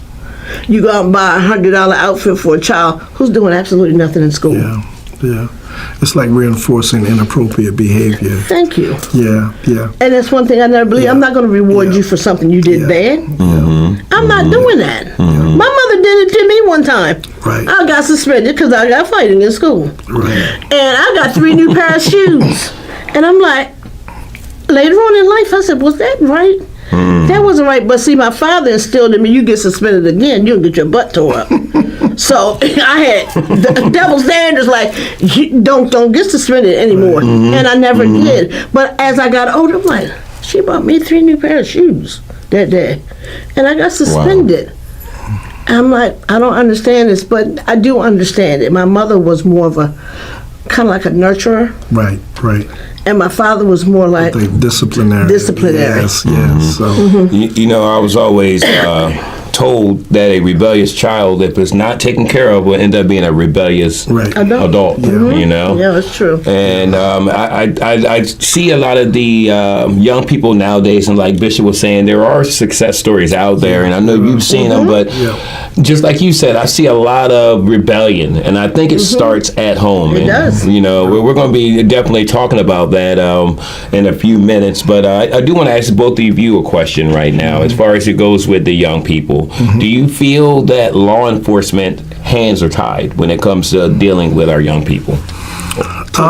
Yeah, I think to a certain extent they are, but I think the community and police officers need to be educated. And I'm gonna tell you what was working. I was hoping that the city would go back to the substations. Because the substations in the neighborhood were effective. That's how they built those relationships. And it seems like when they took them out, it seems like all hell broke loose in the community. I think we need to go back. I think we need to revisit the substations, and they need to just kind of interact with the community. And plus, having substations in the community, you're making the people feel safe. Absolutely. You're making them feel safe. So true. And it also gets a person. I'm one of those people that believe in the old Andy Griffith approach. You know, it wasn't when you seen, you know, and I know it was a sitcom or whatever, but when you saw the sheriff, it wasn't like, oh my goodness, here comes the police department. Right. But when you see the same face, you become familiar with that face, you know? And and it's trust. Yes. It's a trust issue. And just like they used to have the Safe Streets initiative, the county did. And I was a part of that. And it worked. When I say it worked, but from what I'm understanding from them, the government took the money back. They didn't want to do another Safe Street initiative. But I saw it work for people who were going to prison or jail for a little bit of time, and you're taking them out. They're doing activities in the community for the youth. And those things... We had to be repetitious in our communities. We have to stay hands-on. Just like today, I went out to the park and to the playground, and there wasn't a lot of kids out there. And I'm like, how do you break the ice? What is it that we need to do for the parents to... The thing is from 9 to 1. So... It's at Lake Street, right? At the beginning, we had loads and loads of kids, and I'm like, where did this go wrong? You know? Where did it go wrong? you've got, I'm gonna be honest, lazy parents who don't want to get their kids up, for real. They don't want the responsibility of say, look, go on out the playground. Well, you didn't have to tell me to go, because I'd be gone. Yeah, I wasn't allowed in the house. When I thought the playground was open, I shot to the playground and stayed there all day. Went home for lunch. Took my kids, wait till my parents go back to work and take the children home and clean them up. And, those are the things I did. And then I go right back to the playground. And the director's there because I remember Anthony being there when he was young. Absolutely. And we had a good time. So what I did today, I called the county and I asked the county. I said, "Can we borrow a box hockey and the sticks and the balls?" And he called me back. He said, "For sure, just find somebody to come and get it for you." That's awesome. Because I'm trying to build the community, not let it down. And if we don't start working with our young people now, when will we ever? Wow. And every last one of the playgrounds had the summer camp program. I remember. I remember down Mr. G. We had it. Yes, Mr. Giddens. Mr. Whittington. Mr. Waller. All those. Daytime, for me, it's just Tootie Mitchell. That's we would be like, in the playground, and we competed against each playground. That was fun. We had Doverdale. What was the other one? It was another park that we had, and we all came together. We would have big track meets Indian out Village. to the Indian Village, Emerson Holloway, and we would have track meets at the High Stadium. We would have softball tournaments. We would go to skate land, but nobody wants. I was told before when I wanted to do some things like this, I was told we're not babysitting your children. Wow. And I was like, I never asked you to babysit our kids. I said, do you know what they did back in the day? They hired teachers for summer jobs to come out and help our kids. Not just, hey, come on, what's the problem? You're paying somebody. Why can't we give a teacher a summer job and give the kids some summer fun? That's right. Right. Wow. And it worked back then. It's going to work because I'm going to make it work. I'm going to stay in it till it gets done. And those were the days. And see, they weren't just they were older gentlemen that taught you manners. So and when we say babysitting, it's not about being a babysitter, but it takes a village. Yes, it does. It's about creating a village. You don't have to be around a lot of people. You just got to be around the right people. The right people. And they were the right people to be around because we had basketball. We ate lunch there. They had we ate lunch there. We had box hockey. Tetherball. Beans, which they call man collar now. I said, that's not man collar, that's beans. But I'm with you with that one. No, I even took them out and I bought popsicle sticks. And let them make baskets, the little popsicle baskets. I bought flower pots. And the young lady who runs, the director of the playground, her name is Asia. And she's a teacher. And she brought paint.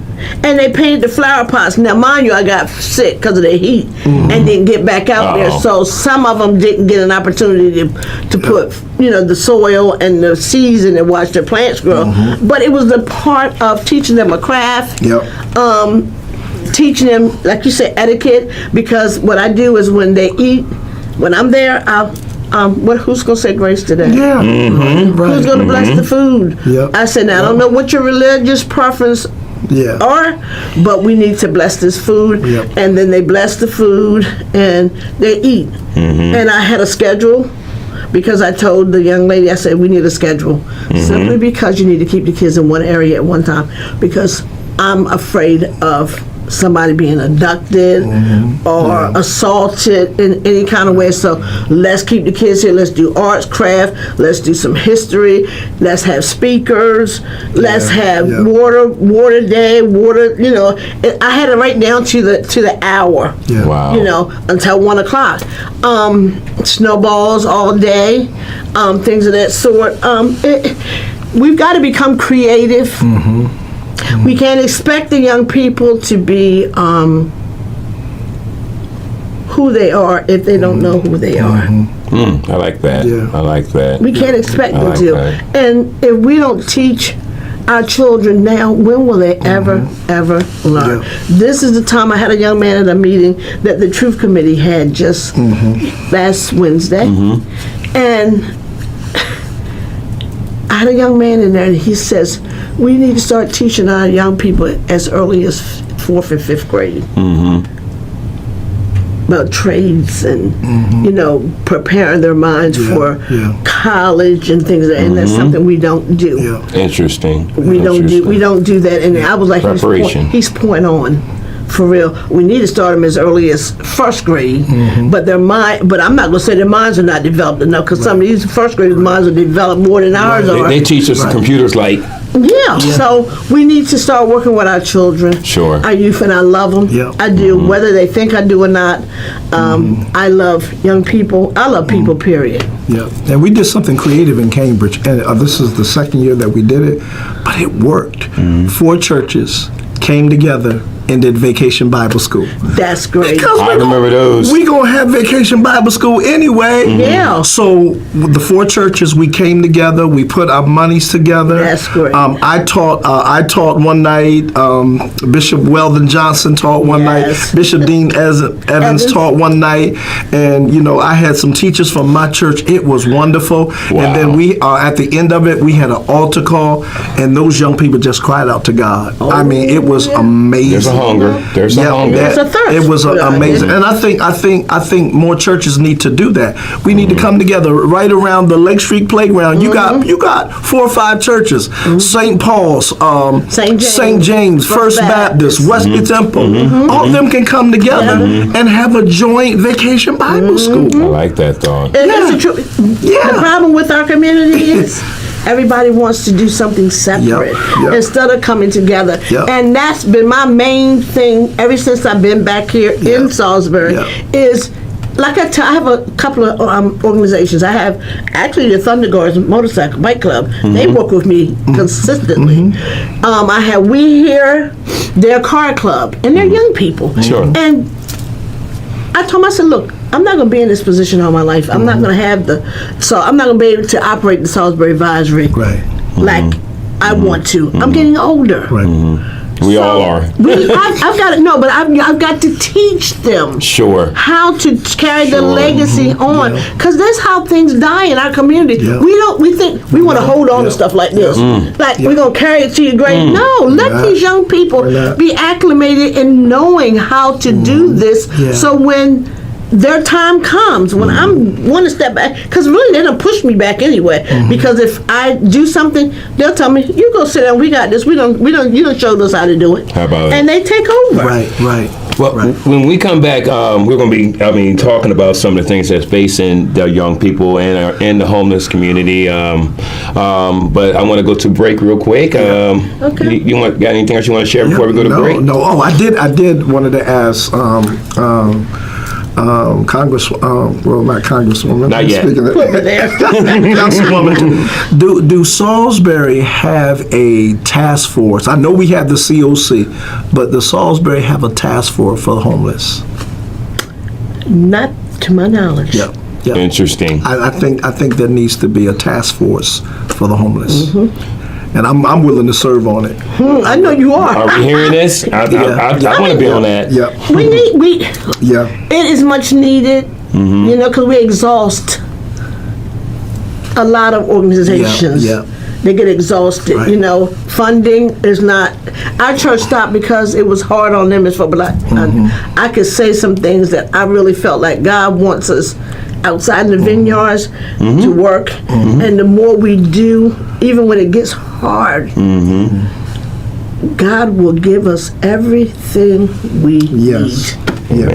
Even when it gets hard. I believe that.